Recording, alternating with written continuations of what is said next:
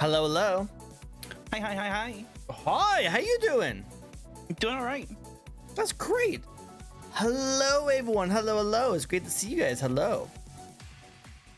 It's a fun little VTuber talk show we like to host each and every week where we get to know a brand new VTuber. We have a very cuttlefish, not a squid, cuttlefish, but still very cutesy and very bratty. So let's get to know her a little bit on tonight's show. I actually messed up a little bit. I did something I did not mean to do. They said ready in chat, thinking it was your chat, realized it was in my own Discord. And so I'm pretty sure my Discord is like, ready for what? What do you mean ready? I don't know what's going on. That was uncomfortable. That was embarrassing on my part. I'm pretty sure no one in my Discord saw that though, right? Right? Yeah. No. I bring the scuff wherever I'm at. Yep. That's like my number one thing that always happens in all my streams. I put so much work in the quality of my streams, and I'm trying to make sure that nothing bad happens. But man, you VTubers. I always say if there's no scuff, then it's not me streaming. That's true. Because there's something that always happens. Something always happens. You can't plan for everything. Can't plan for everything. But you know what? I still think it's actually perfectly fine. And I can't talk because as soon as I become a VTuber, I start having a lot of scuff too. So I think it's just a VTuber. It's our curse. The curse. When you become a VTuber, scuff just happens. This is normal. It's added. For those who never come to one of my shows before, hello everyone. It's great to see you. I love seeing all the new faces in chat. And some familiar faces. It's great to see you guys as well. You guys have never come to my show before. We'd be asking 10 questions to a lovely guest here. We'll be asking questions on like how they first got started, some fun facts about them, some upcoming plans, and of course we're going to discuss the very most important thing, the design of their model. Sit back, relax. I hope you guys have all your fish flakes or whatever cuttlefishes eat. What do cuttlefishes eat? A lot of things, including other cuttlefish. Oh, snap! Jeez, well, I'm glad I'm not a cuttlefish. It's very delicious. Calamari is really good. So wait, so cuttlefish is not a squid, but you have like tentacles? They're like kind of like the same like genus, but like not the same. It's like the cousins. Well, then I could say you're a cuttlefish. You're a little squiddy, Fun fact: at a lot of places, if you get calamari, the tentacles 9 times out of 10 are cuttlefish tentacles because they're smaller, easier to eat. Well, then there we go. You're a little squiddy. My intro was great. I was really proud of my intro. I gotta be bratty. I gotta. It's in my brand. You know what? You're right. Did have to be a little bit bratty. You are 100% bratty, but you're still 100% adorable. So, well, let's get to know you a little bit for tonight. So hello everyone. It's good to see you. I look like your manager's here. Is that the Radiant Dragon? That is, yes. Be prepared. The scuff is unavoidable. Careful, she can hypnotize. Cuttlefishes are known for that. Oh, you going to hypnotize me? Am I going to fall into your spell? Maybe.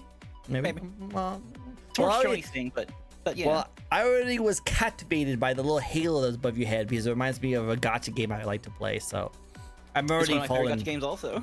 Hey, there you go. See, it's perfect. See, she didn't even need to do hypnotize anything. She just got me encapsulated by her awesomeness just because we play the same games. Come on. Speaking of who is your number one in Blue Archive? I don't know her name. I'm a Fox fan. I love foxes, like fox characters. So when I first saw the game for the very first time, the girl who's a fox but also has a fox mask, who like has a gun on her like arms. Akamo. Yeah, Akamo. She was my favorite one. So I got her bathing suit version first. The yandere. Yep. I love the yanderes. Don't tell anyone. Don't tell anyone that. I don't want to beat the allegation.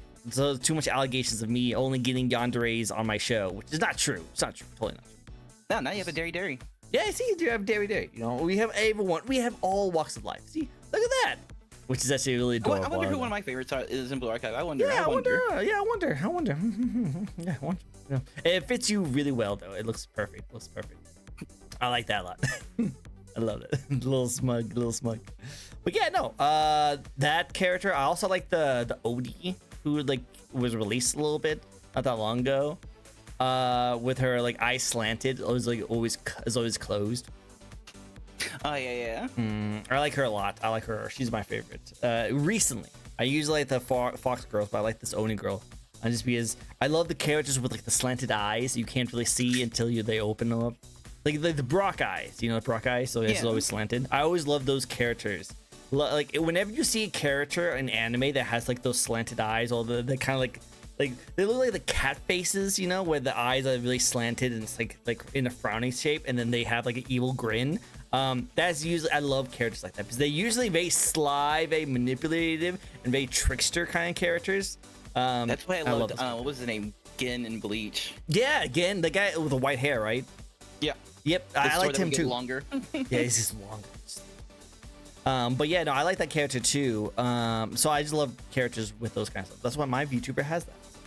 My absolute favorite is Hina, though, from Blue Archive, especially to the point like even my community compares me to her because of my work ethic and how much I just put work on myself. Hina's great. I love Hina. I think. So before we get started, how about you introduce yourself to the very few people who might not know who you are? Well, I am Kitty, Cuttlefish VTuber, and soon to be Dragon on Nason, also Eldritch amalgamation of creatures. So pretty much anything I want to be. I play a bit of everything, but I really love TCGs more than anything, especially Magic the Gathering. Oh, I'm an ex-Yu-Gi-Oh player. I got better. No more Yu-Gi-Oh. No more Yu-Gi-Oh. Hey, you know, I'm glad. I used to like Yu-Gi-Oh when I was a kid, but I stopped liking it as I got older. And even though I have a lot of friends who likes it, I look at like the game now. I'm just like, I it's dog shit. It's awful. Yeah, I just don't know. Konami just power creeps so hard, and the way they do rarity increases over here, it made me so mad. I quit finally after last year. I'm just like, I'm done. Yeah, but it makes sense. The meta previous was just so toxic. It's just you either needed to buy like $100+ deck or you just don't play. Yep, 100%. And to me, I just like the old school games better because like now they have like I was confused on the fusions. The fusions and the land cards was the one part of Yu-Gi-Oh that I just couldn't understand. And then they started putting like synchro summons and like retro summons and tributes and stuff like that. Fusion, was confusing. Synchro, Yeah. Xyz, Link. I was like, what is all these things that you adding onto the game? You know, I just miss the old days of just monster card, trap card, and magic card. That's it. Every time I hear the word monster card, I just remember that episode of Yu-Gi in Japan where you just monster card every time you rolls. Sure, you know, it's really cool. Like I said, I liked it back in the day, and that's why I have like old school like Yu-Gi-Oh games. That's in my catalog of just like playing just old school stuff. That's it. Like the only like fusion thing they had before was just some simple stuff, nothing too crazy. I know. I still have like all my Yu-Gi-Oh stuff because like I was playing at locals and stuff like that too, and like I can't sell it because like Yu-Gi-Oh is pretty like the resale value unless it's like right then and there is like nothing. So I'll keep my stuff. I have 4 decks actually. I've got Trap Tricks, Trap Tricks, Sword Soul, Exo Sisters, and Light Twin Sprite Runic. Think of the follow. That's really cool. I lost my cards. Like I used to have a deck in my freaking drawer forever, and I just think it's just lost with all the movement I've been doing. Thank you for the follow, by the way. I think maybe if I look hard enough, maybe I could find them, but I just don't know what happened to them. They're just like lost in time. You know, I used to have like Cosmo Queen, Twin-Headed Thunder Dragon, and that's the only two. Deck. I didn't. Well, see, I didn't know about deck strategies. I just liked cool cards that looked cool, and I was like, "Awesome, play this card." It's like you have to fuse this card to get this card. Nah, I play this card. You know, that's how I was when I first started playing Yu-Gi-Oh, because I played Yu-Gi-Oh since I was like, see, it came out what, like 2004, so 14. So like back then I was just like warrior deck, just all warriors. That's it. I was I think the only like I had random cards in my deck for the longest time, so I didn't care about anything. I just wanted to have a cool deck. Only when I played one game, either it was on a Game Boy or on a PlayStation or something like that, where they introduced the Gravekeeper set of cards, and I thought that was so cool to have like a set of cards that are all with the same series. So I decided to have a Gravekeeper deck and I had so much fun with that. So I decided to try and go out and find them. And that's when I started to realize I was like, gotcha when it comes to cards. So I couldn't get the cards I wanted to get. And that's probably what killed me for me, because I wanted to get a certain amount of cards. But whenever I went to a card shop, they didn't have all the cards. I had to like buy random cards. And my brain as a young kid was like, why would I buy a pack of cards just for the hope of getting a card if I just wanted one card? So my brain was like, this is gambling. This is terrible. Don't like the odds. So I just stopped. And now you play gacha games. Now I play gacha games, and I think it's a great system. I love it. You know, I put thousands of money just the hope of getting a character I want to get. See, my young game days. It's so much easier to get singles with like even just local or online. Oh yeah, now days, like you were just pulled. It's just funny because I'm like thinking to myself, like, I don't want to spend money on cardboard. I'm over here spending money on digital characters that I will never ever have. Yeah, but they're cute. They are cute. That's why. It's worth it. It was really when I used to work at GameStop, they had a deck of all these lowly girls on a Yu-Gi-Oh deck. I was always debating on getting it, but I always stopped myself. It probably was, but I just saw it and I was like, oh, this is adorable. I kind of want to get it. But every single time I was about to get it, I was like, it's like $80. I don't really want to spend $80 on something I will 100% never touch, ever use. I'm just buying it because the adorable waifus on it. And so I stopped. And then now because I have gacha games. Who needs physical cardboard pieces of gacha characters if I could just have it on my phone? Well, you know what? Go for it. Go for it. It makes sense. That's my downfall. Is I like cardboard. I love it. I want to pull. I like the chase of pulling for like rare cards. You know what? Makes sense. It makes sense. I love it. Like my biggest high was when I was playing Yu-Gi-Oh. I pulled a $200 card out of a pack. Ooh. Immediately traded to a guy for a $150 like playmat. You know what? Go for it. And then that part. It was a Tretrix playmat, so I was like, I gotta keep this thing because I have the Tretrix deck, so I need the playmat. You know, it makes sense. And it was a playmat that was like only for a promotional event, so like it was an expensive playmat. So, it was a special thing. Okay, makes sense. Plus, he also gave me a bunch of cards for an archetype called Labyrinth, which at the time was expensive. It worked out. See, it was worked out. You know, he probably sold it for like $500. You know, it was worked out. So it's probably like more under $100 now. Oh, okay, never mind. I have no idea. I don't know how these not hold his prices. Really? Yeah. You know what? That makes sense. That makes sense. They reprint so much. Like Magic reprints, but Magic does different printing, so some of the old ones still hold value. Well, it sounds like there's a lot. There's a lot that goes into cards, so that makes sense. Who would go to hunt a hermit crab and then get scared about it piercing her and leave? Are you scared of hermit crabs? I love hermit crabs. Apparently you're too scared of one. That's what Diver says. He always lies about me. He always lies? Is that true? Diver, is that true? Is that true? He's a fish fan. I see. You like white hair. Good to know. Good to know. Oh no, I think she was talking about the white hair character in Bleach. I don't know if you like white hair characters. Is your favorite character in Blue Archive is Redhead? No, my favorite is Hina. Oh, Her second favorite. Oh, my bad. So, white hair. I do love white hair. Oh, there you go. There you go. She airbended me into the dirt last night. You airbended him? The dirt yeah, it's a mechanic in Magic now that they have the avatar cards. I have a really very violent deck that just uses Monk Yatsu as a commander. Every time you target one of your creatures, or anybody targets one of your creatures, you can airbend them away, which lets you exile them, and then you can replay them for 2 generic mana. But then I have stuff that reduces that cost to 0. So I just constantly target my stuff, exile, replay, and just keep getting ETBs into the battlefield effects over and over and over. I feel like I'm not smart enough to know Magic. I feel like there's too much stuff that goes into it. And I feel honestly, like the easiest one to pick up. Maybe, but all I know is that I feel like with a lot of the stories I've heard of certain decks doing certain things, I feel like I would get really pissed off very quickly if I ever face off against one of those. So I probably stay away from that. Magic seems like about Magic is be fun to watch, but not to play. So like you could have like you can like say like, hey, let's only do like a bracket 3 deck, which is like mill around like a couple little game changers, but not a lot. And you can just there's so many just deck variety in Magic compared to like Yu-Gi-Oh that you could have like a violent deck and it not even seem that violent.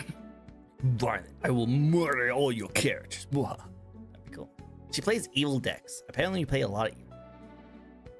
I have a habit of like I look at a commander and like that's cool, and it turns out they're evil. Like I can't help it. Yeah, she likes the evil characters. You know, she wants to rule the world. This is how it is. You know, give some spare. You know, some evil characters look really cool. Right? Yeah. Oh, look at the dimensional merge between 2D and 3D. Right? I love this style. I've been doing this style of like eating views since like 4 years ago, maybe 5 years ago. Because I love this kind of like Who Framed Roger Rabbit of like a real life person. I love that movie too. Who Framed Roger Rabbit of like a human like weeb on the internet talking to an anime character on the couch. I love that. I think it's so much fun. Yeah. Also, I want to take that Monokuma head behind you and just throw it. No, it's mine. Don't mess with Monokuma. Monokuma's I've been going through all the Danganronpa games with my friends, voice acting them, and I hate Monokuma so much. But Monokuma's adorable. You know, he's all he wants to do is just, you know, be the best principal he can be. You know, my friend does Monokuma's voice way too really fucking well. It's like 1-to-1. I love that. Whoever can pull off a Monokuma voice is always really cool. I always like that. I wish I could do that. I wish I was a voice actor. That'd be so cool. I'm not good at voicing other characters. Everyone knows my characters always sounds. You like doing silly voices? What's your favorite voice to do? Oh, I got this lower down here. I go. I love it. Are you a Squidling from the Inkling characters from Splatoon? No, I'm an Eldritch Being. I'll just be. I'm a scary and intimidating. Do not think of me less. God, come on. Come on, guys. Look at her. Look at her adorableness and cuteness. She's an eldritch horror. She's so intimidating and scary. And soon I'll have my dragon form. She'll have dragon. We'll see how it goes. Diver was saying, when I was younger, I got a Yu-Gi-Oh deck as a Christmas gift. Brought to school to show off. Immediately, people accused me of stealing someone else's blue eyes white dragon. Yeah, no, I think I lost most of my cards because I took it to school and like my school didn't like it, so they had to take them all. I got mine stolen at school.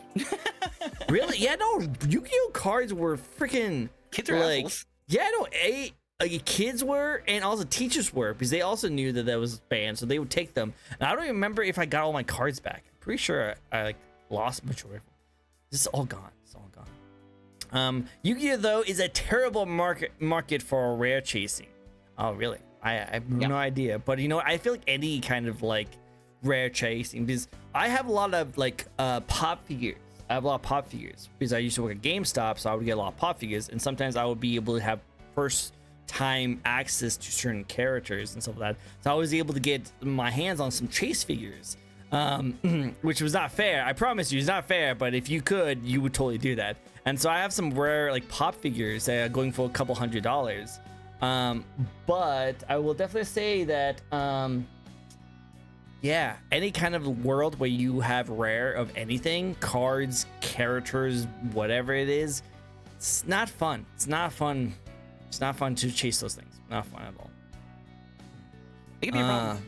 It can be a problem. Civi also spent $120 on a card that got reprinted. I did.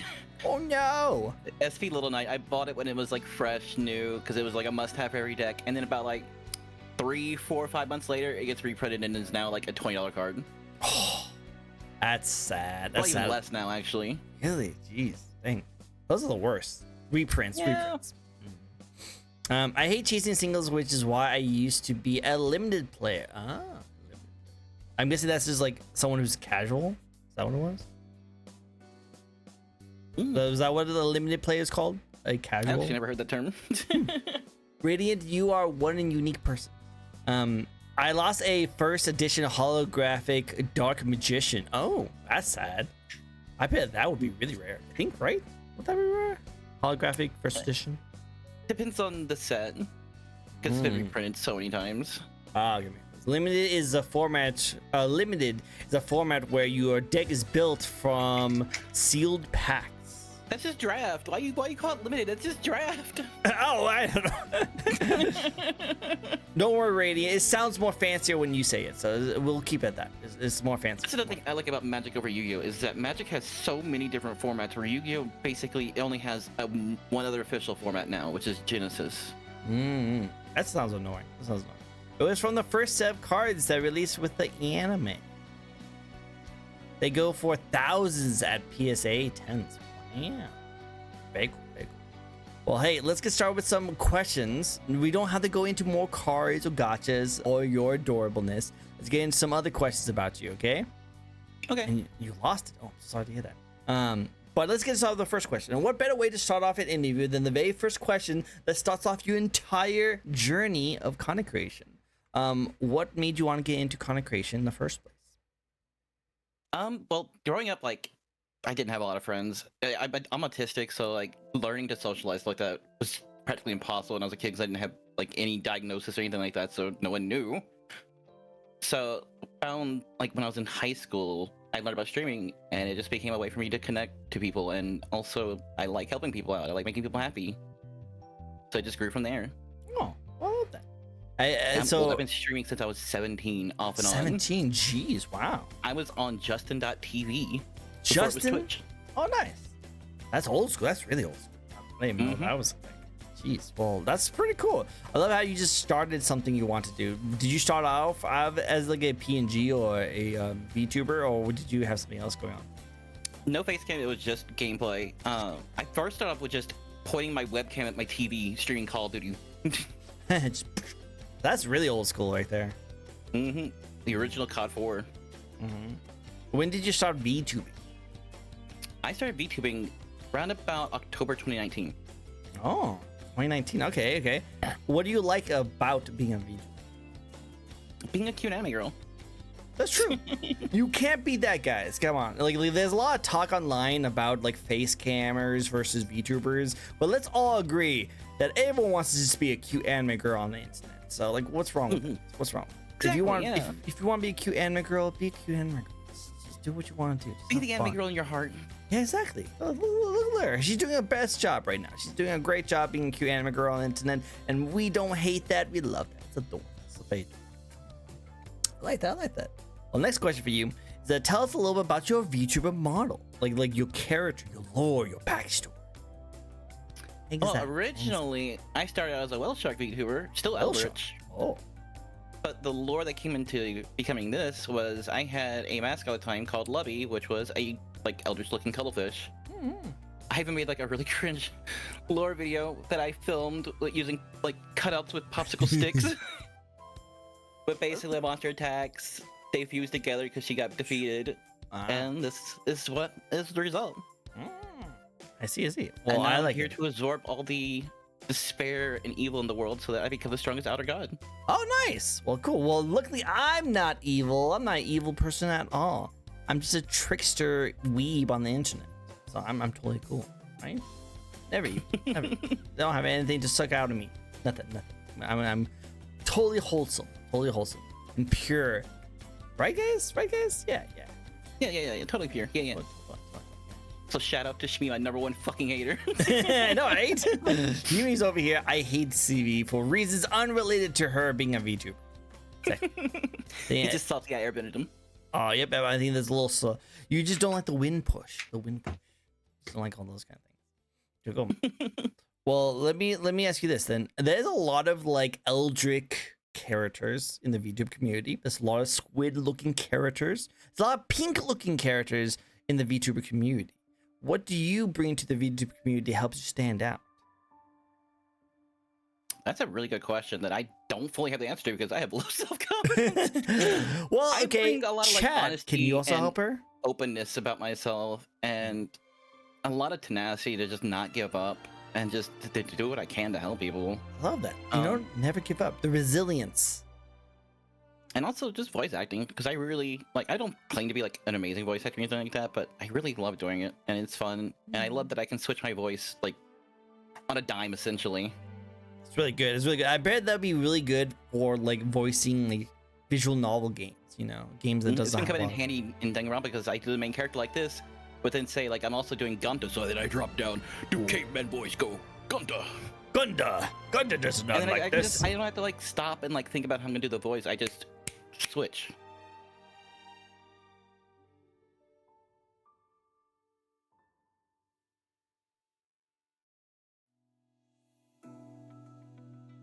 Yeah. Sorry about that. My dad came in and gave me some chips. I'm probably not gonna Oh, eat. kind. Some Lay's and some of the little popcorn thing. Ooh. But anyway, I had to get emergency snacks. Called Papa Trick, aka please send me emergency snacks ASAP. This VTuber is very salty. Must get more salt. And then I do be salty. A little salty. Nah, I'm joking. I'm messing. But no, that's actually really cool. I do like that a lot, and I always love like being able to like do those kind of voices off the bat. Like that's why I wish I was a voice actor, because like that's such a cool talent to have. I wish I could do that, because all my voices all just sound the same, just with different pitches, and all girl voices I don't even try. I'm just like it's a girl voice. There you go. I think what helps me is, you know, being trans, so like vocal is a lot of practice to like get to this point even. Makes sense. No, 100%. And Base just skill. always just being the class clown when I was a kid, making just stupid voices. Now I asked. And also noises I make when autistically stimming. Again, nothing wrong with that. Now I asked Chad, what do you do to help you stand out from all the VTuber community?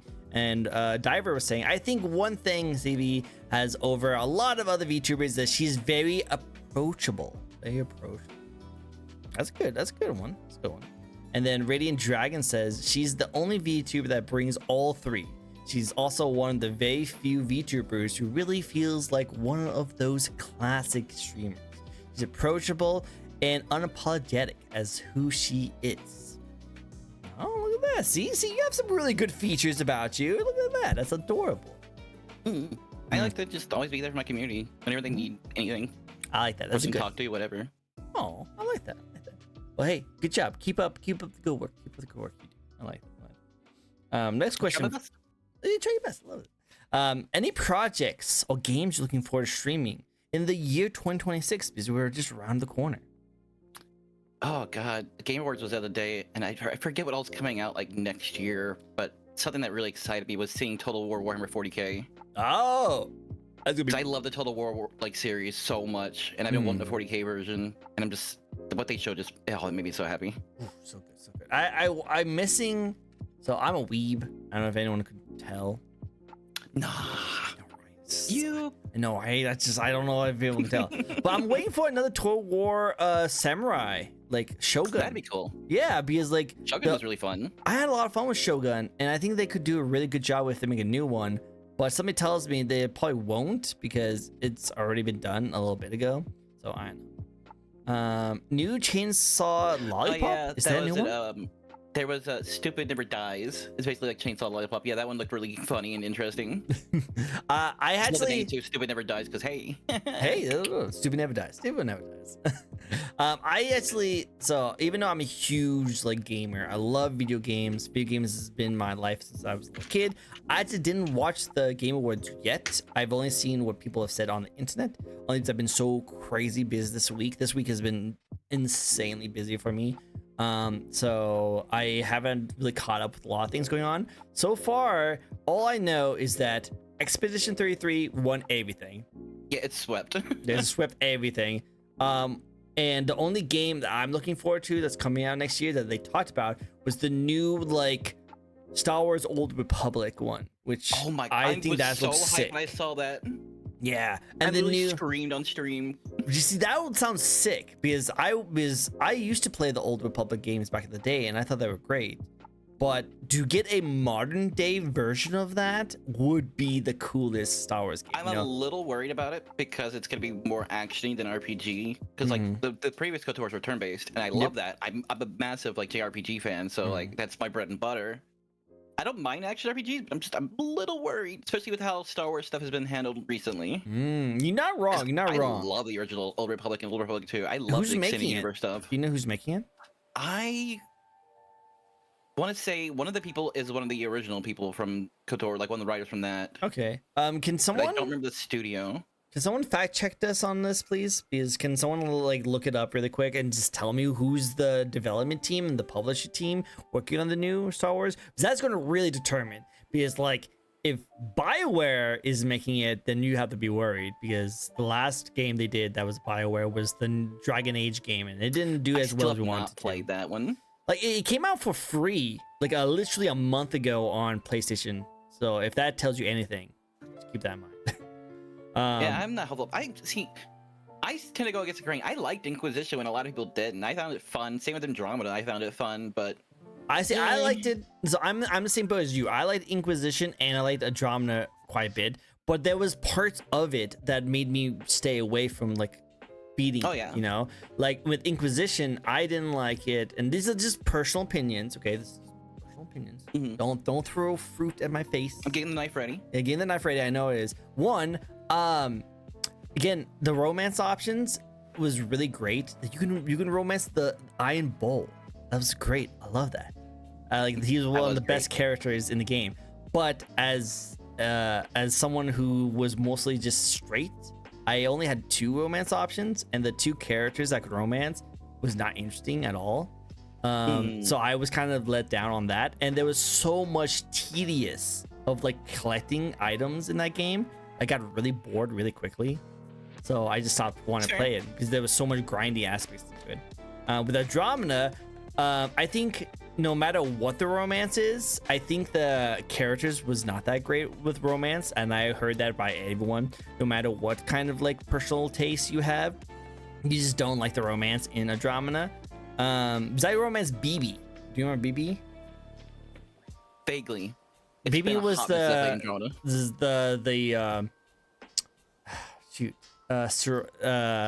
trying to remember the race. It's like Serarian? It's like a Liara. It's a Liara race, you know? Yeah, I can't remember. It's Asari. That's what it was. Sorry. Yeah. And I want to romance her, but she just seems like a really fun character. The romance was just her just like being like, oh hey, I think I'm gonna flirt with you, and you flirt back with her, and she's like, wait, what? Oh, I didn't expect you to do that. Okay, well, I'm just going to be adorable at the end, and that's it. I was like, oh, I think what? like the romance options for Mass Effect peaked in like Mass Effect 2 when you could romance Jack as a female MC. Like that one. She did it for me. She did it for me so hard. I was always a Tali main. I always loved Tali. I thought she was amazing in the first game, and you couldn't romance her in the first game, so I felt like, oh no, I couldn't romance her. Then when you could romance her in the second game, it was like, let's go. It was so good. It was so good. So I liked it a lot. It was really fun. And I liked the romance options on that one.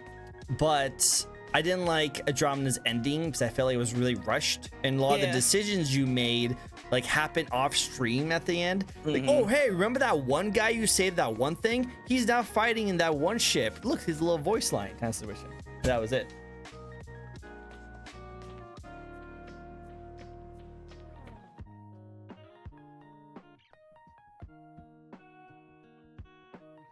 So I guess I also got an emergency call to Papa Trick. He got me sake. I fucking love sake. I did too. Well, I did too. I just don't know why he gave it to me at 11 a.m. like right before lunch. It's 5 o'clock somewhere. I guess he wants me to drink. Another game I'm really looking forward to is Ontos, the from the makers of Soma. Oh yeah, I'm really excited about that one. That's gonna be really cool. I'm looking forward to that. That'd be cool. Like, I'm usually not like really a big horror fan because jump scares scare the shit out of me. Oh, see, that'd be perfect. I think that's like such a cheap like horror trope like to use. But I really love the atmosphere of Soma and like how they crafted that world. It was so good. They did a really good job with that one. Like, there's some games that just did a really good storytelling. Like, I love environmental storytelling where like they don't really like specifically tell you what's to do, but they have signs of like, oh, something happened here and it was crazy. You know, I love this kind of stuff like that. Like a good example of that is like Dead Space. Dead Space is killer. Dead Space is so good. Killer at environmental storytelling. Where you walk up into this place to get something and you see a dead body on the ground. and you walk by the dead body, grab an item, you turn around, and that dead body's gone. You're like, what the frick happened? You know, that's Right. environmental storytelling. You're like, what the frick just happened? You know, and you don't. It doesn't need to tell you anything. It doesn't do any kind of thing. If you just notice it, you're like, oh shoot, that is not a good sign. You know, so I love that kind of style of things. So I think Soma does a really good job of that too. So I'm looking forward to that sequel. It'll be cool. I'm just reading Also, back on for projects. It's not technically next year, but it's the very last day of this year. I have my 5-year anniversary. Oh, congratulations! 5 years. Let's go. I love that. And that is when my Dragon model will be debuted. Dragon model. It should be finished by then. I'll love to see that. That'd be so cool. It'll be so cool. Are you gonna go still like an adorable kind of route? Or are you gonna go to a different style? So this basically my cuttlefish is like little sister mode. My dragon is like big sister mode. Ooh, we'll love to see that. I'd love to see that. Like just for example, my size difference is with my cuttlefish she's 3'8", but with my dragon she's 5 foot. Oh, okay, cool. I love to see it. Can't wait. Can't wait to see it. I'll probably try and get there to I that. posted a picture of it on Twitter, but here I'll go ahead and show you a picture also. Let me see. Let me see. I just see a little tiny like a guy just with a little knife. Yeah, that's my dragon. That's your dragon. Oh, there we go. You know what? I actually think I have that one, like a version of that on the thumbnail. So I think that's just really cool. I actually like this one a lot. That's really cool. I love the eyes. I love characters with like the black eyes as like the I forgot the eye. Not She's the an iris. Eyehorn also. Eyehorn. Ooh. And black sclera. I love it. Black sclera. Yes, that's such a cool design. I love that design. I'm really looking forward to the checking. fluffy wings are a callback to Monster Hunter Wilds, Zioshoa. Oh, cool. Awesome. So you also a Monster Hunter fan, I'm guessing. Oh yeah, and then also split tail, just because that looks sick. Because I don't think there's really many VTubers with like a split tail design. Not really. So if you guys can get that, like, you can somehow get that, like, looking really fluid in the stream, that's going to definitely be eye-catching. Definitely. Definitely. Going back to what Chad was saying just a little bit ago. This looks really like a SUDA 51 game. Suda 51. Studio 51. Oh, so you were Suda answering. does great work. They always do great work. Oh, they always do great work. Is that what you were talking about when I asked you if who's making the new Star Wars Old No, that was Republic in game? reference to the Chainsaw Lollipop type game. Oh, that game. My bad. My bad. The Star Wars one is being developed by Casey Hudson, which was the director of Star Wars: The Old Republic and the Mass Effect trilogy. Oh, okay, cool. So the old school Mass Effect. Okay. All right. Which- I like that. Mass Effect 1, 2, fantastic. 3 stumbled a little bit towards the ending. Just a little. I guess Pick your color. pick your color, yeah. Like I don't know, like I love the Mass Effect series, and my least favorite was always the first one, and then the third one, and then the second one is my favorite one. I didn't mind the ending too much when I first played it. But then when everyone like was bounty on it for like this all led up to the just choose your color. I did not like the ending, but it did not diminish the game at all for me. I still really loved like all the characters coming back, all the choices you made still had like references depending on how you were attached to the characters, or depending on how like they lived. I love a game that like it was kind of like the Marvel Avengers kind of like story where all these characters came back and they all had this one really big cool ending. I feel like if they had a better ending, like more like the end game kind of style, I think that would have been better. Just have one final like end boss guy where all your favorite characters come in and like take a piece of like attacking them and you kill them and you save the universe. That would probably be a better ending. But I will say one thing that made the ending so much worth it for me was the fact Joker's gonna get his broken by his robot wife. I know, right? I love that. I love that freaking he got smashed by the robot wife. I'm so happy for that Joker. they got together. I'm so happy happy much. It's so cool. 100% a mech slut, as I call myself. Well, I love it. I think it's really cool. Halo isn't a giveaway. Gundam Halo, yes. You know, it makes sense, especially with your little Halo. So I think it's really good. But also, did you ever heard about the Doctrination theory? I have, yes. So like the actual makers of Mass Effect discredited that and said that that was definitely not what we decided. But I still, in my head canon, still want to believe it still happened because it makes so much sense. It makes so much sense. I still want to say that it happened. So that's kind of what saves the ending for me, is I just like to believe there was a Doctrination theory. Yeah, If you guys have not seen the doctrination theory for Mass Effect, I would look it up. I would not be able to justify it well enough for you guys here on stream. But look it up. It's really cool theory, and I really liked it a lot. WoW talked about the revival. I know, right? It's a new studio under Lucasfilms, which is people who made the old school Mass Effect. So I'm looking forward to it. It's gonna be really cool. I'm more just excited for the fact that we get another RPG, an RPG kind of role-playing, like choose your adventures, choose your decisions, and customize your character kind of game. You know, because I've been missing games like that. You know, I want more games like that. Because I feel like the last game that was like that was like the Dragon Age game that came out, but it was too like linear for being an open world, like a open like choose your own adventure and like choose your own decisions. It felt like you still being hand forced to do certain things. I just didn't like that. I want more options to do more things, you know. And then Octopath Traveler 0 just came out, and I've been really enjoying that game so far because it does have that like choose your own character, choose your own decisions, and choose your own people to bring with you. So I've been kind of enjoying it. I still need to play those ones. It's really good. It's really grindy near the mid to end game. I hope they kind of fixed it a little bit in the new one, but maybe I'll be more into the grinding part if I have my own characters I want to play as. Because that's the one thing I didn't like about the Octopath Travelers is that you have to grind up and master all 8 of your characters.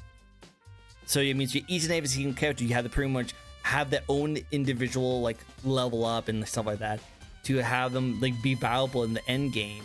So like I don't like grindy games. Like I don't like when I have to grind up on a character. So if I do that with 8 separate characters, I get really annoyed.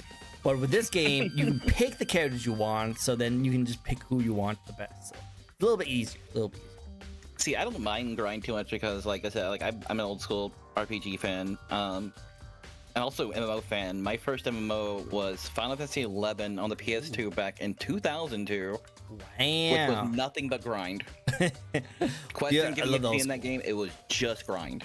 Just we be liking the grindy games. We like the grinding. I like to grind. Ayo. So Belmol was saying Fate of the Old Republic will be developed by a new studio launched by Casey Hudson, the director of the original Star Wars, Knights of the Republic, and the Mass Effect trilogy from their website. Thank you, Belmol. I think that's what you were saying. So you probably read ahead of me. You beat me to it. I'm always watching. He's reading you guys' comments. Arknaut Studios will be handling. Oh, cool. Shaking, sweating, desperately trying to not to mention Rain World. He cannot go one day without mentioning Rain World. Okay, so again, I didn't see the This game's been out for a while. It's his hyper focus. I have a lot of my communities either hyper focus on anime or hyper focus on a game, and they only will the entire new personality comes into it. I love my community. My community is freaking amazing. But I will say this though, when they hyper fix on a character, that's like the new personality. I have a really cool friend named Will who's hugely into Gundams, but as soon as he got into like, hey, I'm going to get into the Fate series, I was like, oh no, he's gonna get into that. And now his entire personality is Fate characters and Fate things, you know. I was like, imagine having your personality change depending on what you watch. Is that something that's very common with someone in the chat? Diver, is that something you know about?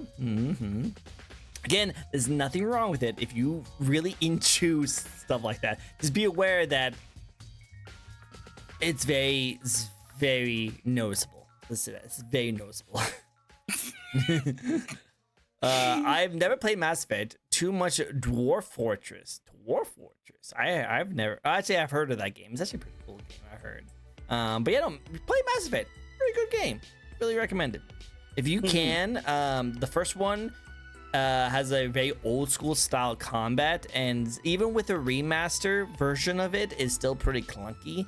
If you don't feel like wanting to play that one, you can always get the trilogy, which is pretty cheap right now, I'm pretty sure.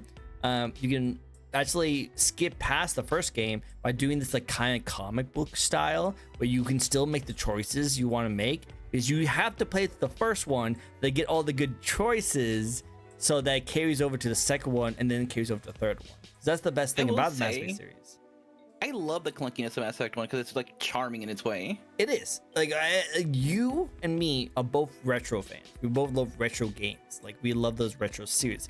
I can't remember. Are you the one that I send a picture to of all my retro stuff that I send? I don't think so. Well, I'll send you a picture of all my retro games because I think you would actually appreciate that quite a bit. But the main thing is that you like the old school kind of side of things, which I think is just really cool. But if you guys, I was born with a controller in my hand because she literally had an NES in her hospital room.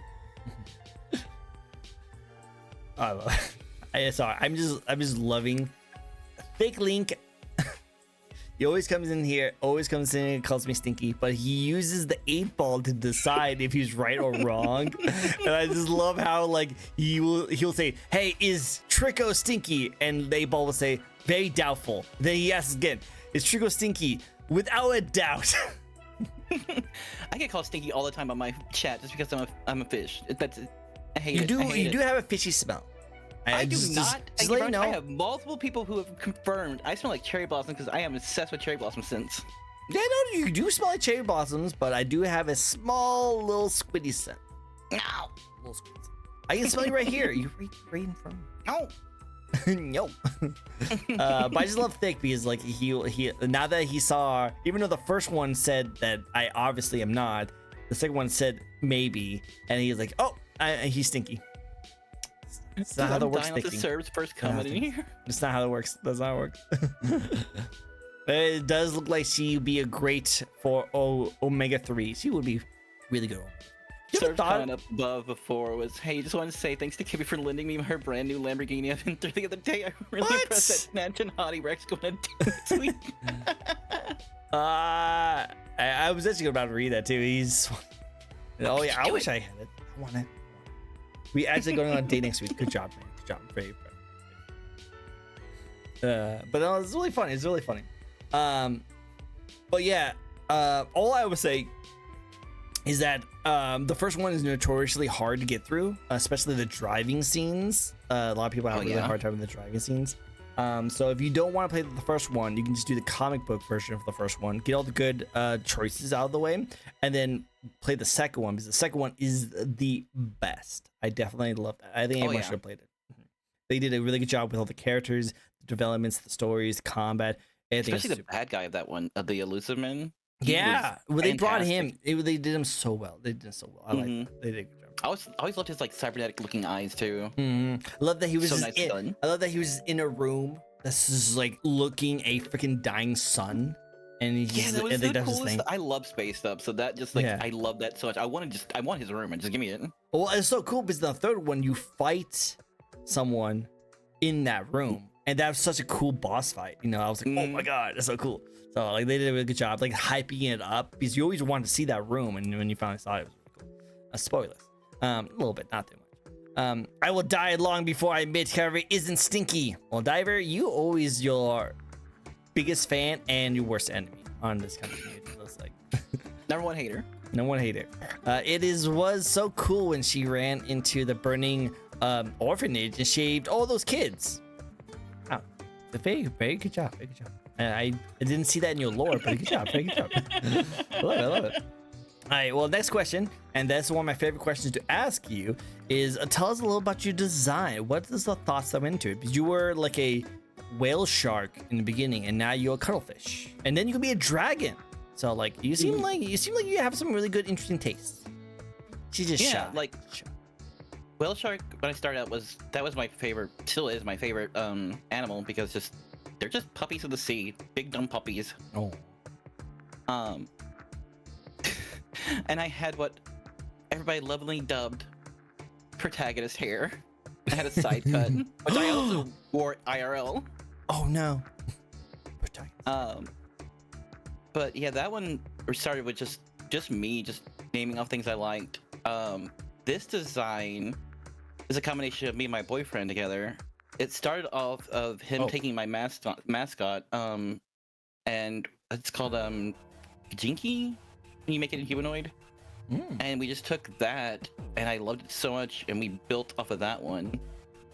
And then my dragon form is me and him just writing out things and him doing his damnedest and just designing so well. He is like the #1 person I know that can take what I say and just put it perfectly what I want to paper. I love that. Sounds like he's a really good artist. It's really cool. He's done basically most of my art. Nice. I love that. I love that. Cool. Well, always good to hear that. And then I'm guessing you're a very pink fan. You like pink. Oh yeah. I love it. This is really cool. The colors on my dragon form are also references to my sisters, Enerva and Luna. The purple being Enerva and the red being Luna, because they are very important parts of my life. Oh, nice. That's adorable. I love it. I love it when with my sister Luna also being part of my little group Vtistic. Oh, so you actually in like a VTuber group? Nice. How does it like being in a VTuber group compared to just being like a solo indie? It's nice just to have someone I can rely on and just uplift. That's what I want to do with my life, is just uplift others. Oh, adorable. And she deserves the attention because she is so entertaining. Like, God. Oh, I love it. You should always uplift great people, and she inspires you. I love that. So cool. Tomo's a great artist, and also did my design. Oh, look at you guys. Like, Tomo's great. Nice. Good job, Tomo. Being amazing over there. I love it. Keep up the good work. Oh. He did the art that is my profile picture of me and Yomi Quinley. Oh, yeah. I love Yomi. Yomi's great. Oh, she's such a good friend. I fucking love her to pieces. She is my Oshi forever. Oshi forever. Oshi for life. I love it. I gotta teach her Kamen Rider on stream, and it's still like one of my highlights of this year. Oh, I love it. She actually was on my show, I believe, earlier this year, and we had a collab where we played Peak, which was a lot of fun. She's hilarious. Love it. She is. Tomo is Right? So much easier to bounce off of. So much easier. No pun intended. Tomo is the community artist, and it's awesome. Luna is hilarious. Don't tell her we said this. Oh, I know. We gotta get Luna in here then and let her know that we think she's adorable and awesome. 100%. What's your favorite part about your own design? God, there's just too many parts to pick on both my designs. I think the one that I like the most that carries over between both designs is the little blue gem. Yeah, I was gonna ask about that because I don't know if this is a reference to it. I'm probably completely wrong, but does it have any kind of inspiration to like Xenoblade? No. So my whole inspiration for it was just, it's pulled from like basically a lot of places. Any kind of media that has like, this person has a limiter on them and it's the form of a jewel. That's basically what it was. It was meant to be like, this is my limiter. Ah. And originally my Dragon Form, I was gonna have it start to get cracked. That'd be cool. I think that actually would be a really cool like storytelling kind of thing, you know? Because my original lore for my Dragon Form was I just ate one of my sister's scales and that broke my limiter. Hey, you could definitely do that. And like I do see that you do have that limiter on your new design, and you can have it like a little bit cracked, a little bit. And oh, it'd be cool. It's a completely up to you if you want to add this on, but it'd be cool if like while you're like just doing your normal stuff, you might see like a little bit of like energy come off of it, like smoke or something, coming out, showing that it's leaking a little bit. You know, that would be good. I like that. Write that down. She just likes Shadow the Hedgehog. A little antsy little guy. Don't call me Shadow the Hedgehog, me. A little antsy little emo over here, you know. I thought the gem was Ultraman reference, to be honest. Oh, there you go. It can be, yeah. Like, it's like the color gem, yeah. I like that. See, this is why we have this. There's definitely a lot of references to a lot of things, but I do like that it's like tied to your lore a little bit, so I think this is really cool. But another thing I really like is my little handles there on the side of my stomach. Oh yeah, design. The little penis sign, the little handles. I like that. I like your little giant cloak, little cloak right there too. And then these guys, feet reveal. Whoa, guys, for free. I love stirrup socks. Dude, she can step on people too. Watch out. The thing I keep with all my designs is no shoes. No shoes. Never shoes, guys. No shoes. Only bare feet. Gotta see the choices. A strip of stockings based. Oh my god, it's so great. Do not give her that power. She has too much power. She has too much power. So much power that her literal feet can't handle. You know, it can't have shoes. Cannot have shoes. Yeah, watch out with this Another part of my powerful. lore is though, technically all my clothing is my own like skin, essentially hardened. Oh, you're technically nude on stream right now. Technically, always, yeah. Twitch, hold on. Twitch, hold on. Hold on. I promise. No, it's not what I meant. And then bam. She's especially when I'm asleep. Especially when she's. Do not give her any power. Never. Any other toggles you want to show off? Any kind of like expressions? Sure, yeah. I really like my little angry pout here. That fits you so well. It really does, and that's why it's also my dragon form. Can switch my eyes specifically to the narrow eyes. I do like the narrow eyes. The narrow eyes is really cool. And I like my cry. You don't only have And a the tears frown. actually roll down. Oh, I love that. The eyes. And tongue. The tongue is great. The tongue is great. I don't really have too many toggles. Just No worries. money. Money. No, trust me. And to be honest, like anyone money, now, the limiter of my power. the limited my power. Money. If I was Seto Kaiba, I would have too much power. Dude, 100%. You know, like, you'd be Iron Mouse level of freaking like models and like toggles. You know, if you had freaking Seto Kaiba's I would power. have so much art. I would be commissioning so many artists. So much art. So much art. David was voted number 4 in the top 100 people who should not be given power. I actually didn't read the rest of that, so I thought it was going to be like a super wholesome thing, like number 1, 4th of 100 VTubers who like should be well known or something like that. But it just turned into not given enough power. So I was like, oh, this was funny. We joke in my community that a lot of my power is tied up creating just multiple Fujo dimensions. Fujo dimensions. I think that's good. That's good. Shoot, I was gonna say something, but I got distracted. I thought it was actually really important. Oh yeah, what I was gonna say. For upcoming VTubers who are getting a model for the first time, or who's gonna be commissioning for some kind of like 2D or 3D model, take this advice, okay? Because I fell for this advice. I didn't fall for it because it was 100% my decision. And even the person was like, "Are you sure you want this?" And I was like, "Yeah, I want this." And I now regret doing it, even though the person told me I probably shouldn't have done it.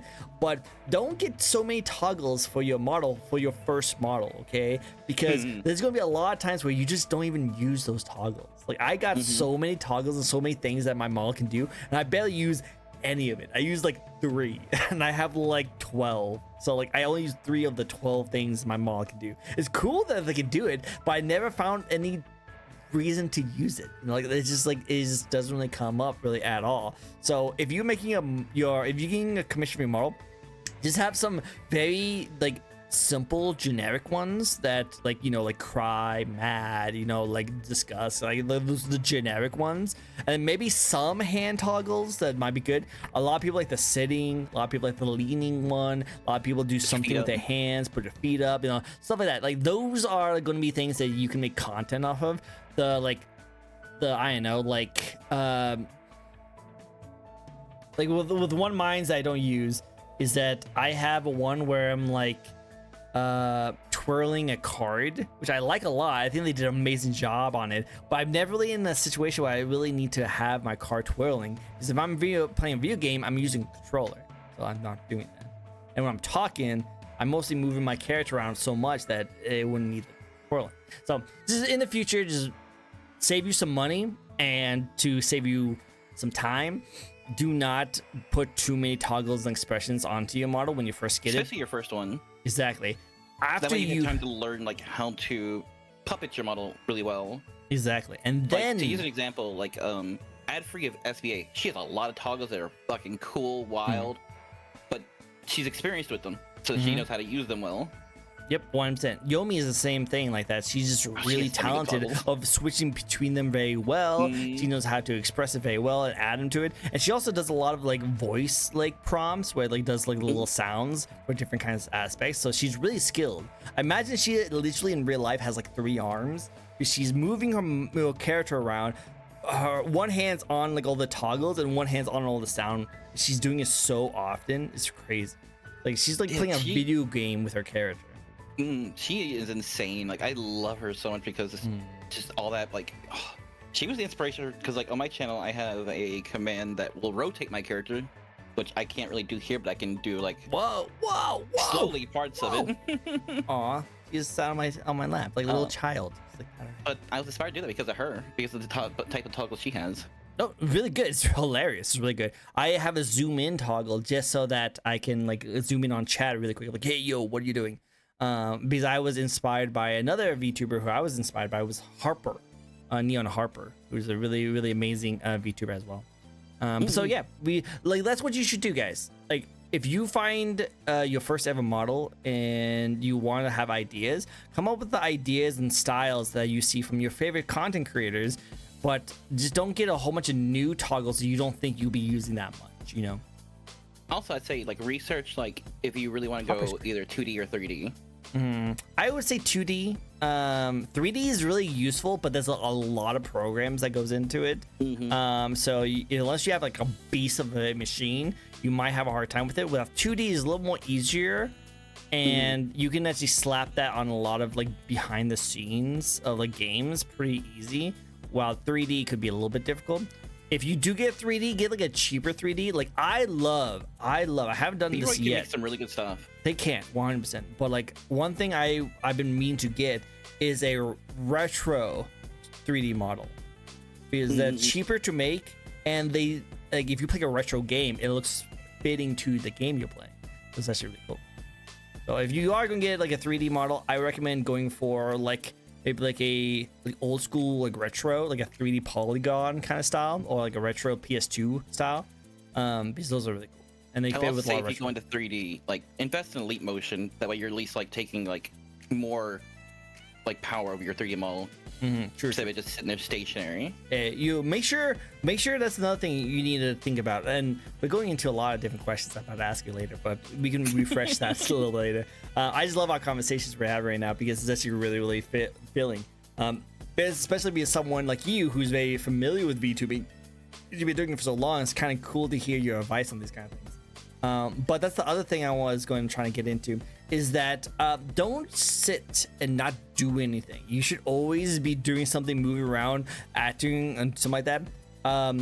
Even if you're like playing a game, still like do some movement, some of that. Because the worst thing to do is if a viewer comes into your stream for the very first time, your first impressions is going to be what really hits them. And if you're just sitting there grinding, just playing a game, that's it, nothing else, they're going to probably hop off and not really be interested, you know. So yeah, because they could tune into just so many streams of just people doing that. Like, so you got to do stuff that makes you stand out. Yeah, you stand out, guys. Stand out. Move. You gotta be moved. You know, it's a puppet. It's a puppet, not a standee. It's a puppet. You gotta move around. And if you don't want to move yourself like super a lot, change your parameters so that you barely have to do any movement to get your character to move. Exactly. You could actually have it so that like even the slightest movement, your character moves quite a bit, and people like to see that. Make sure to rotate your CV once a day to make sure they retain their new fish smell.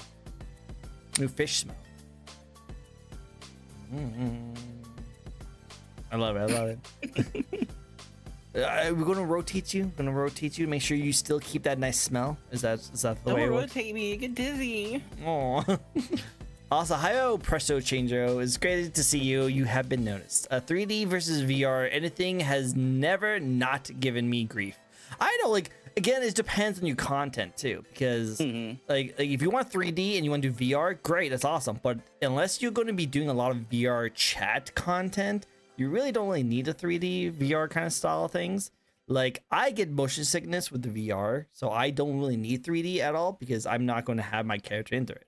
But like Q, who's a person who's been on my stream this Tuesday during a game show, she is 100% super like into VR chat and stuff. That's she has a really her well full body done. tracking was nice. It's amazing to see, right? So like that would make sense for her to get something like that, you know. So tailor your content, tailor your model and your style to the content you'd be releasing to. You know, like, see, I want to one day get like a good 3D model for specifically Beat Saber streams, because I want to in the future do like little morning workout Beat Saber streams. See, that'd be really sick. Like short, like 1-2 hours, bam. just work out. Yeah. I like that. That'd be cool to see.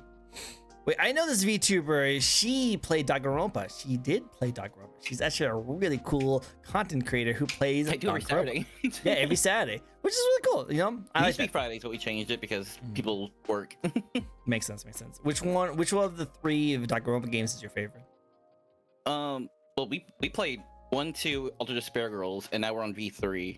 And I actually really loved Ultra Despair Girls because of the main character in Toko, their friendship blossoming. That was like so nice to see Toko finally get a friend.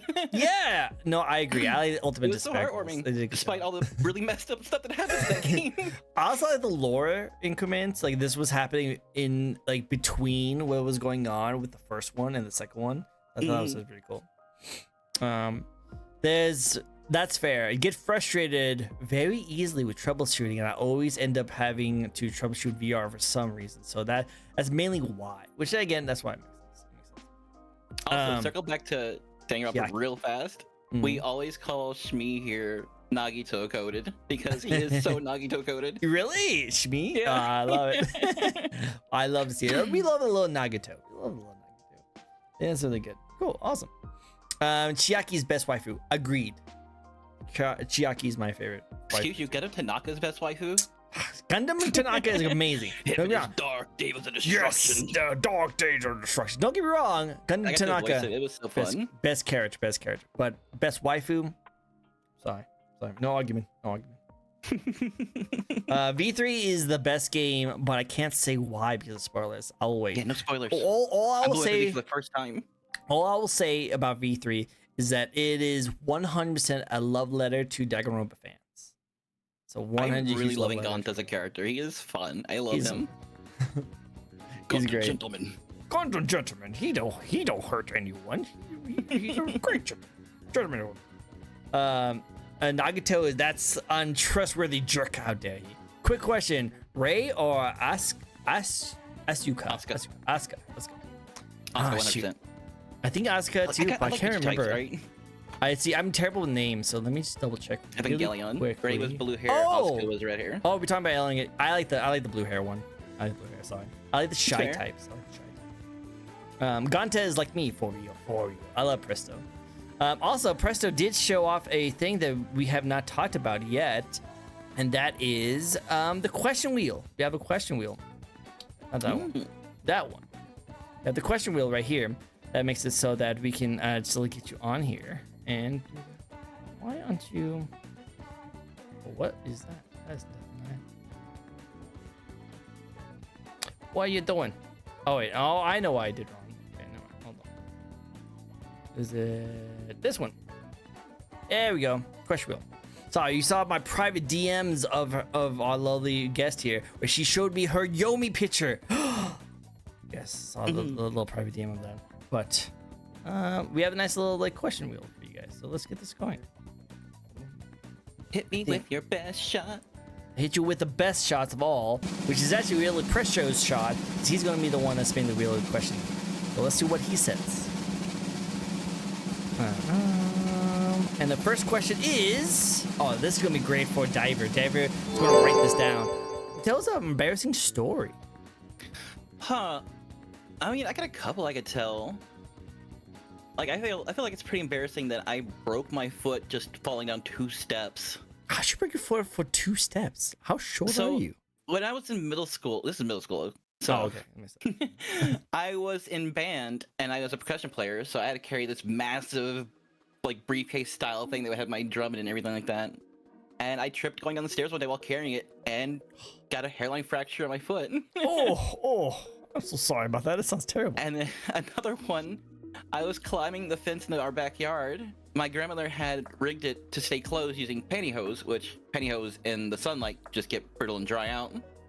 I put my weight on it.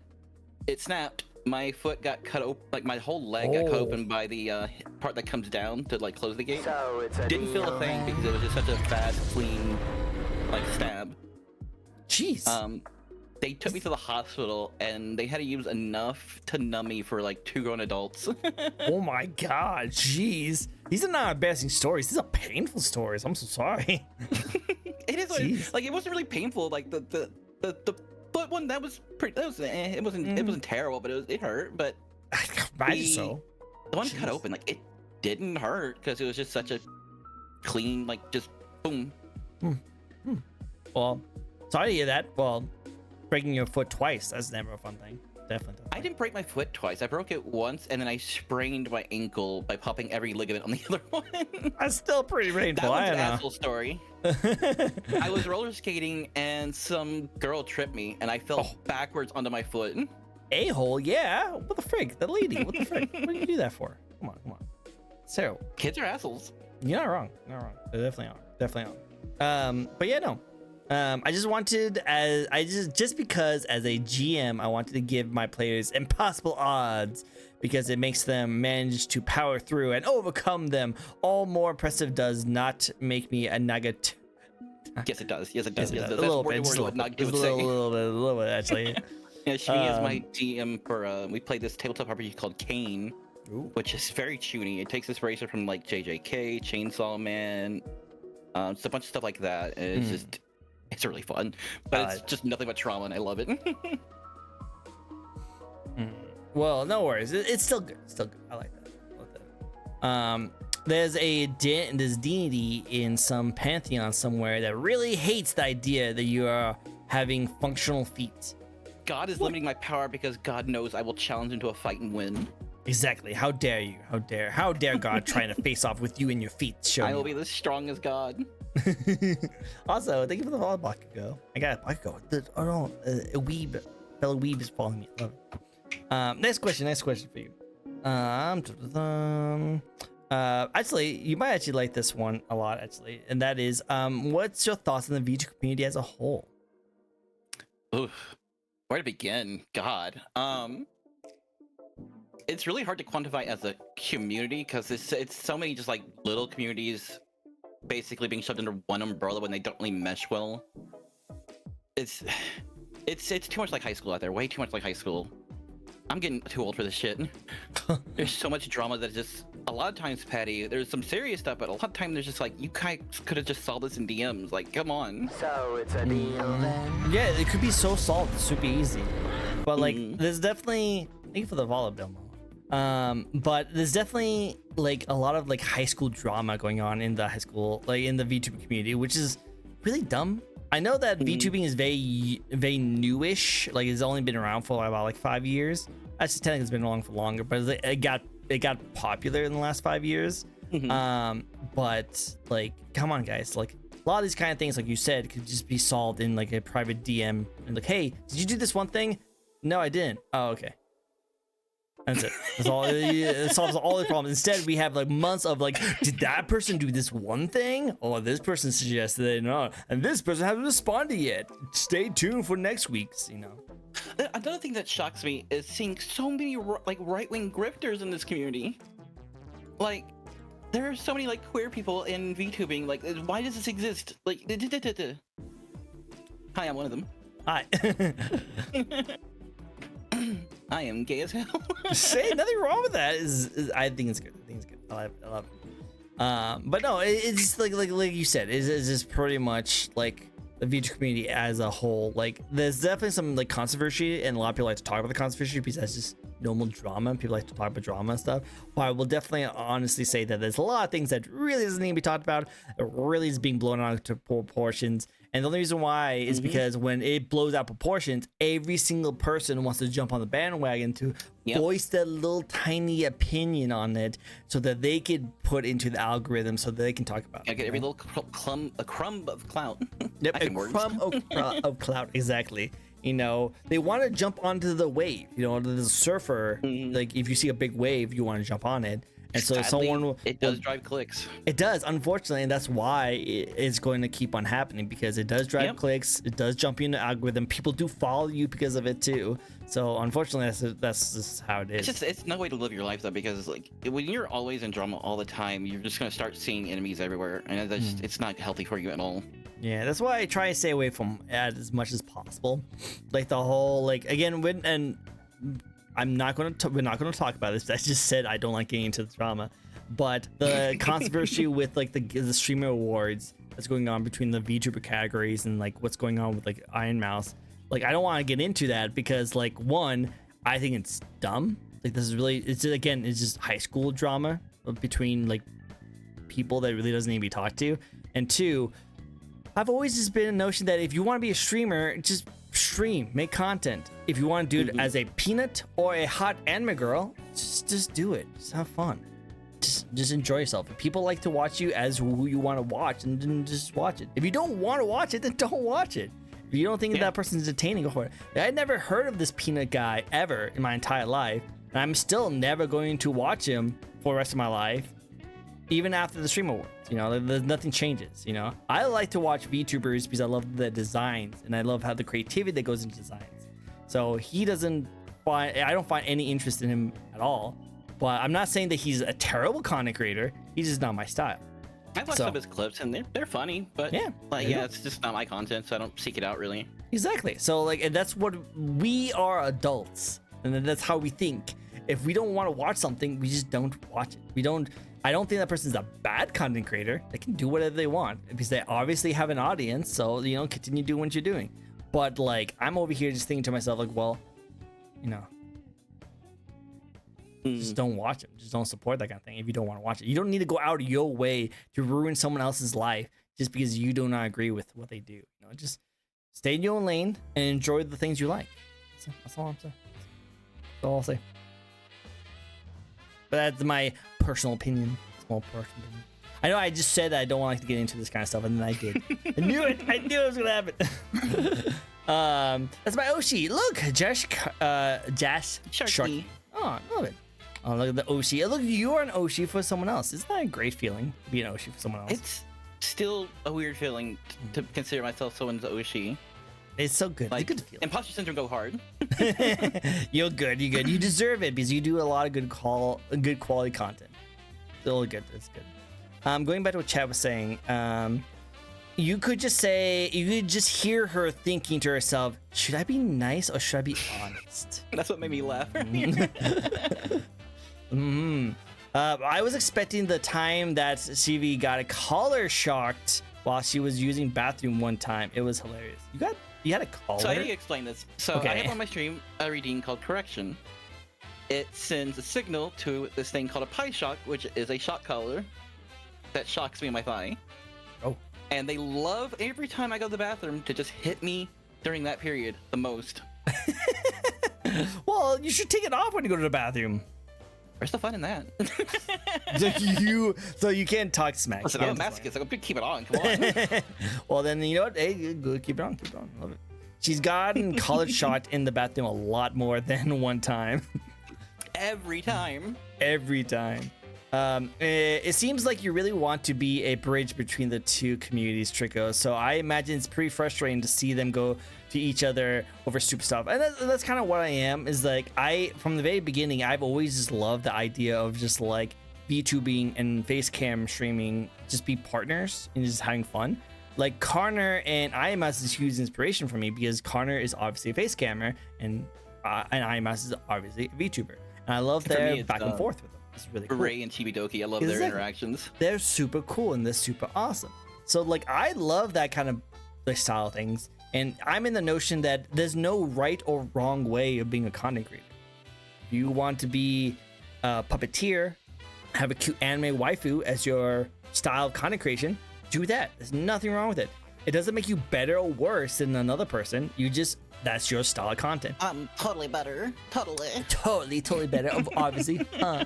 Or if you want to be... ever seriously says something like that, just take me out back, put me down, don't yell at me. If you... no worries. But if you're a face cam streamer like myself, there's again nothing wrong with it. I just personally liked face camming because one, I bought way too many things behind me that I need to show off to justify all these things I bought. So if I don't show it off some way, I'm feeling I'm doing something wrong. But also, I first started as a face cam streamer, so everyone knows me as a face cam streamer. So it'll be kind of weird to just switch over to VTubing after like 5 years of doing this kind of stuff. And this is me personally. Is probably again nothing wrong with that. If you want to go straight into VTubing after face cam streaming, again, there's nothing wrong with that. But now I'm a hybrid streamer because I do both.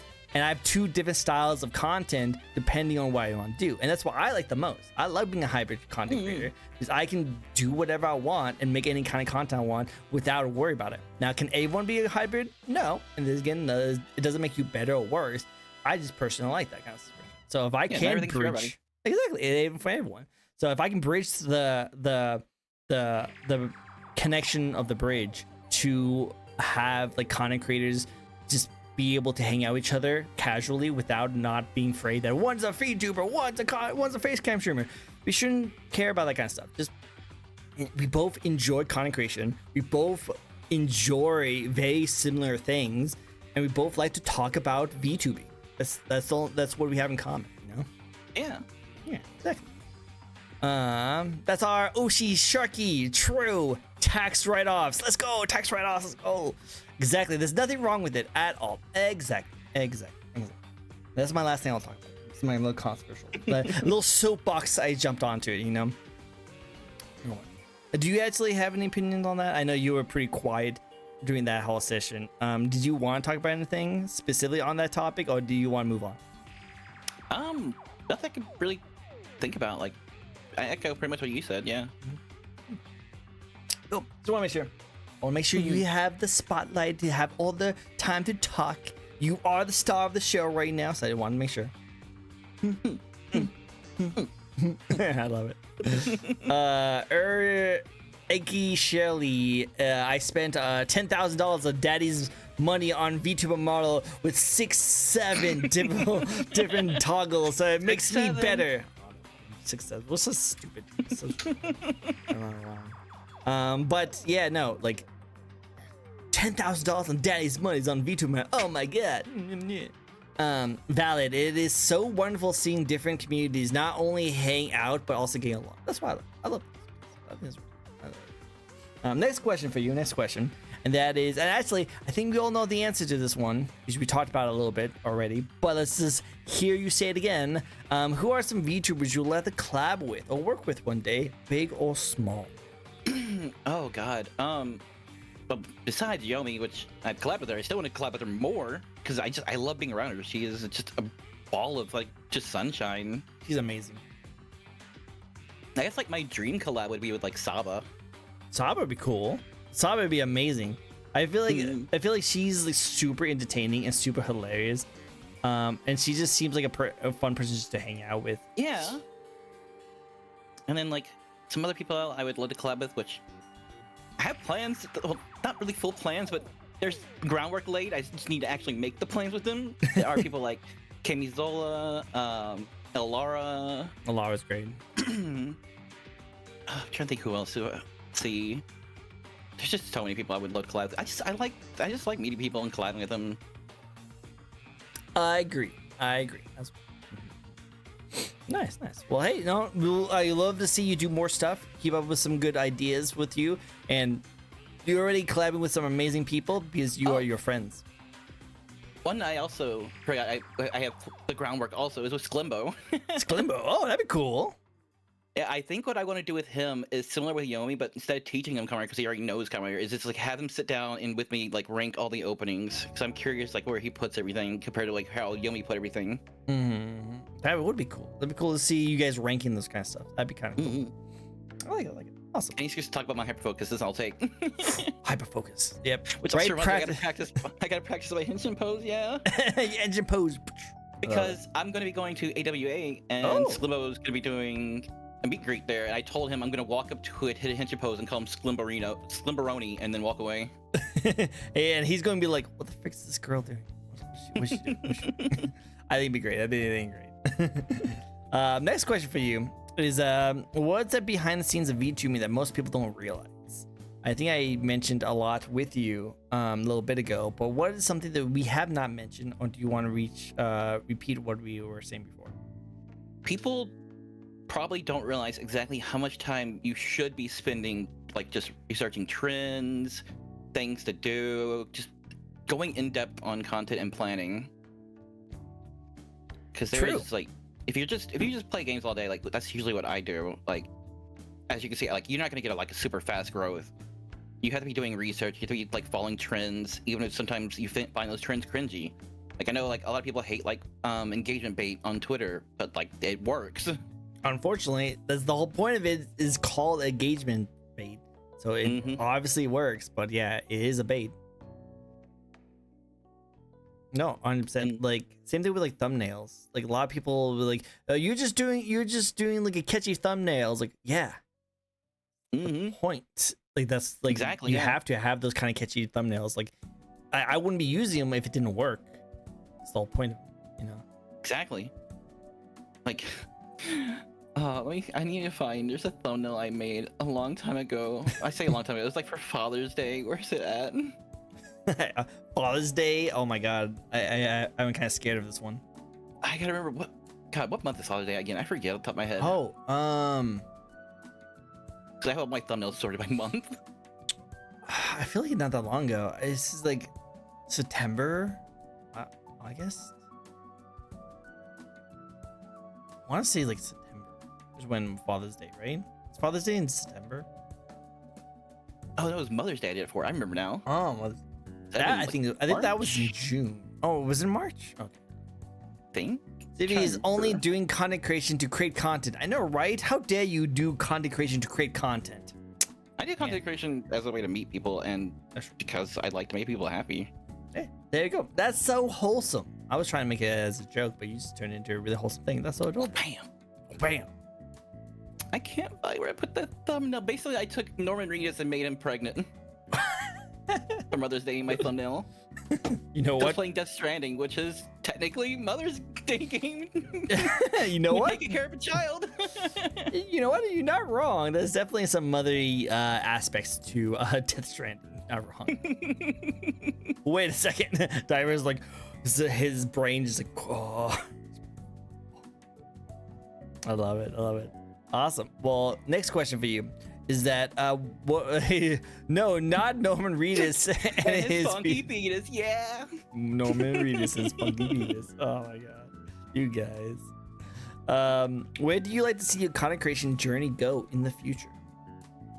Oh god, I would love to just like be invited to more big things, do my own like big things. Like one thing I love to do, like I've done in the past, was I did a Yu-Gi-Oh tournament, and I would love to do something like that for Magic. It'd be cool to do like, what if you host your own Magic tournament as a VTuber thing? That's what I did for Yu-Gi-Oh. So I want to do for Magic too. It's just it's hard just to do stuff like that without like having like a lot of resources.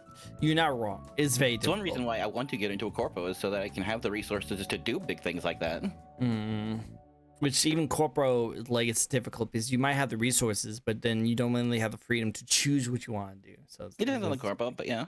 Depends. Yeah. The dream would be to be an SVA. True. That'd be really good.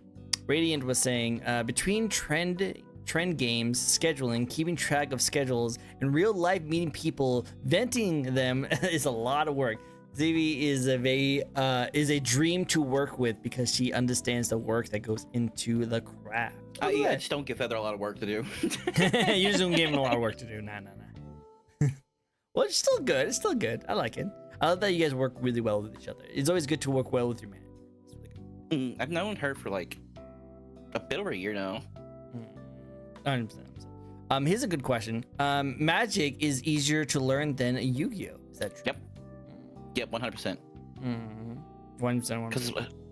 Because with Yu-Gi-Oh, reading the card does not explain the damn card in Yu-Gi-Oh. That's why there's the whole meme of Yu-Gi-Oh players don't read, because there's no point reading, just learn the interactions instead.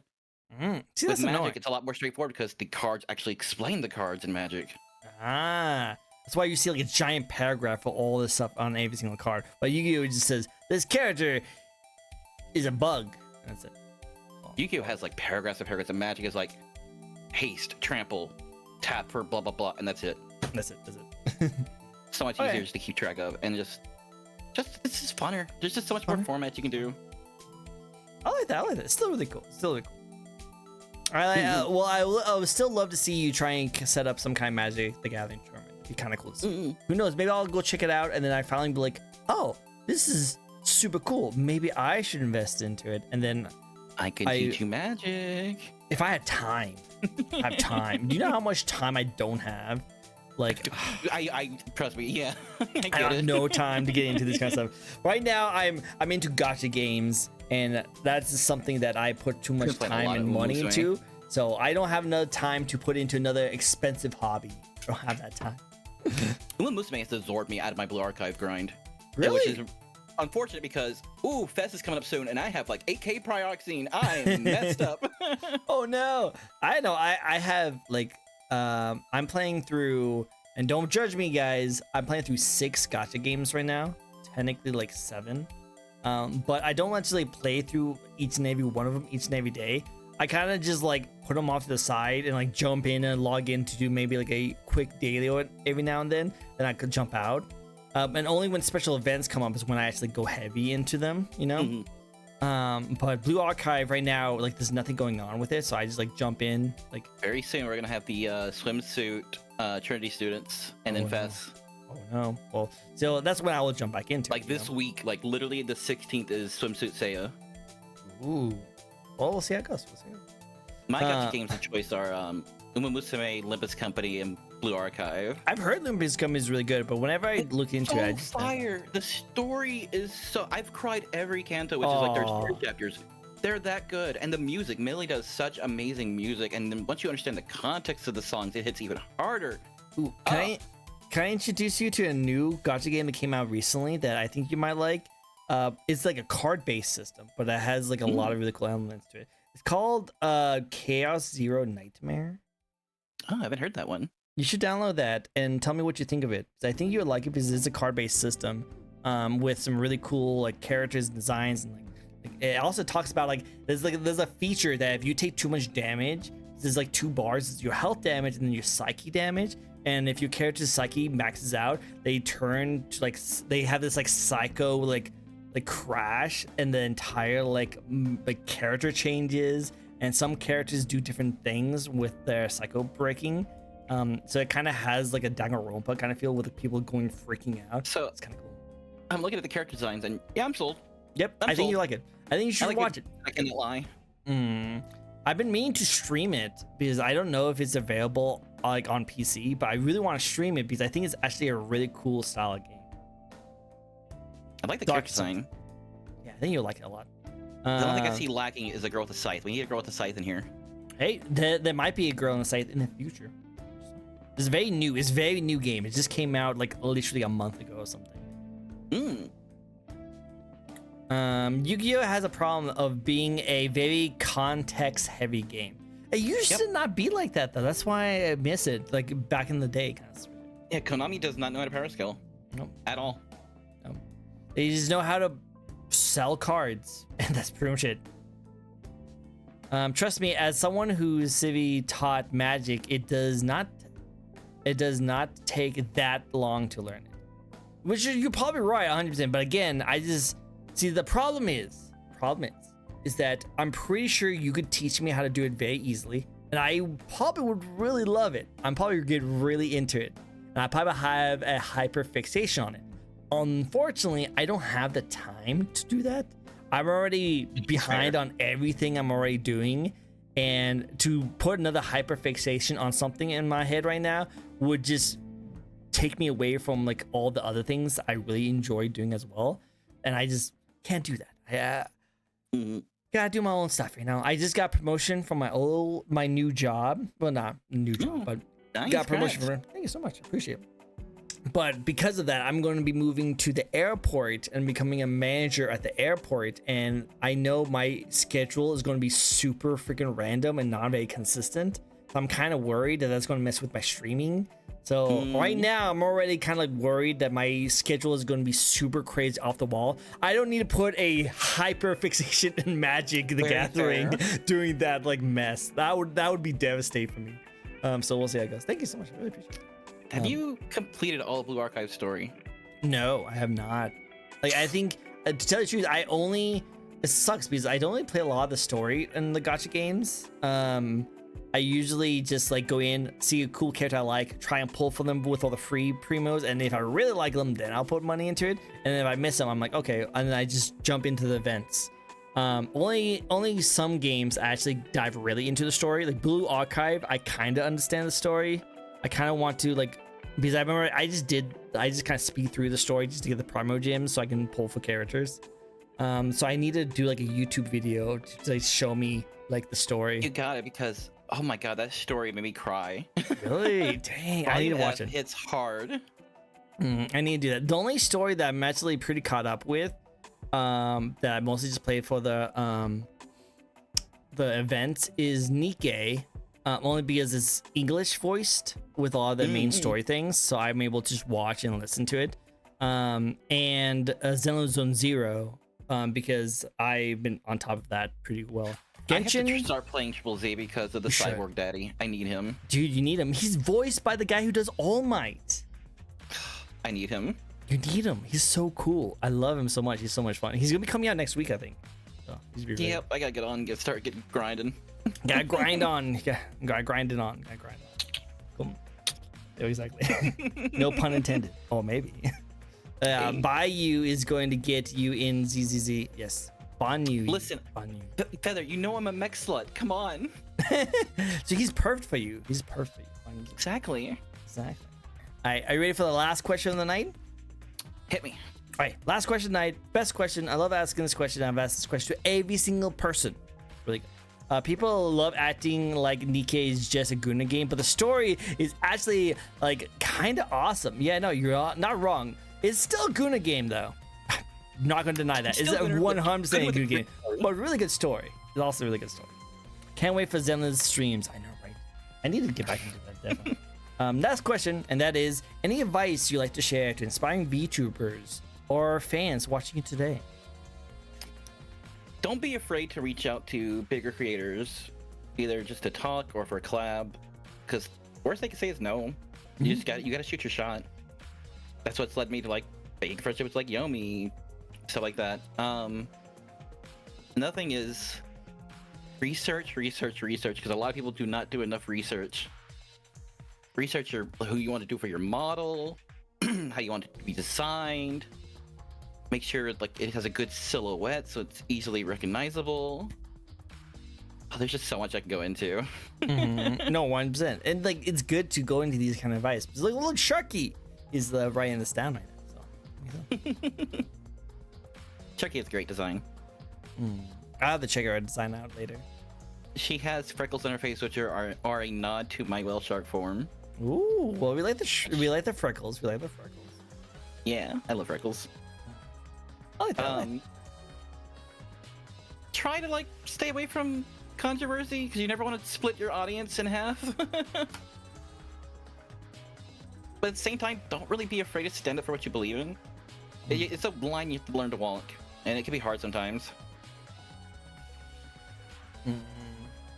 Definitely 100%. Like you just need to be able to first have fun with what you're doing, be excited for the designs you come up with, and don't be afraid to try new things. She inspired me to be a shark. I love her so much. Oh, look at that. Adorable. Oh, so wholesome. So wholesome. So I love it. A little blush. A little blush. Well, hey, that's all the questions I have for you. Thank you so much for answering so much of my questions. I really appreciate you. That was a great time. I had a blast. Yeah, it was fun. I love all the advice you give too. You're actually very knowledgeable. It's really cool. I try. Like I said, I've been doing this for a long time, and yeah. Another thing I'll say is, a lot of it is luck, but also you can gain that luck towards yourself. Put out content. Do it on multiple places. Don't stick to just one place. That's my biggest downfall, is that I don't edit because I can't really listen back to my own voice, and I just can't afford an editor often. But you need to like either edit yourself or get someone to edit, because just putting all your baskets in one place is not good. 100%. Because like you're right, luck is definitely a very big part of it, but you can like increase your luck chance by like doing a lot of different things, like jumping onto algorithms, like posting on multiple different sites, content creation, like making streams and then Cast taking a wide net.